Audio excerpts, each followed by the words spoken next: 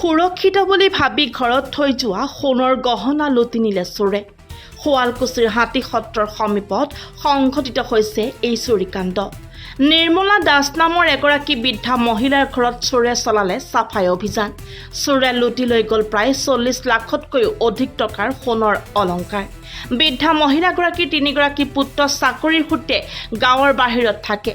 দুই বোৱাৰীয়ে মহানগৰী বা বাহিৰৰ ঠাইত গৈ নিজ গাঁৱৰ ঘৰখনতে তেওঁলোকৰ অলংকাৰখিনি অধিক সুৰক্ষিত হৈ থাকিব বুলি ভাবি থৈ গৈছিল। কিন্তু সেই সুযোগতে চোৰে লুটি লৈ গ'ল প্ৰায় 40 লক্ষাধিক মূল্যৰ সোণৰ অলংকাৰ। ভুক্তভোগী পৰিয়ালে ইতিমধ্যে শুৱালকুছি আৰক্ষী থানাত দাখিল কৰিছে এজাহাৰ। এজাহাৰৰ ভিত্তিত আৰক্ষীয়ে ক্ষীপ্ৰতাৰে আৰম্ভ কৰিছে তদন্ত।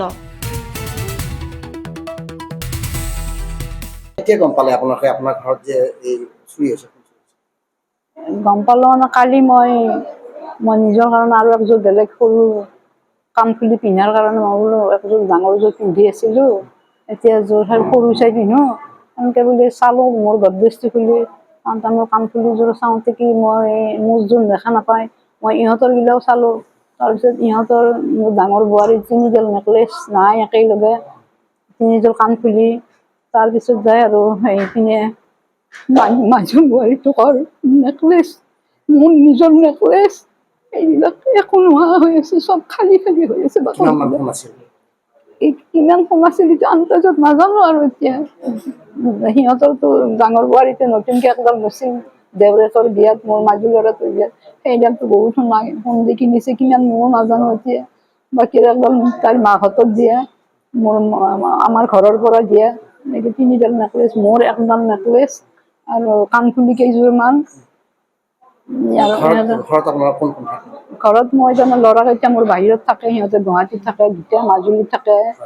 মাজুটো চাকৰি সূত্ৰে সিহঁত তাতে থাকে। শনিবাৰে সৰু ল'ৰাটো আহে প্ৰত্যেক শনিবাৰে, আৰু ডাঙৰটো মাজে মাজে আহি থাকে। আৰু মাজুটো আৰু গ'লে আহিব নোৱাৰে।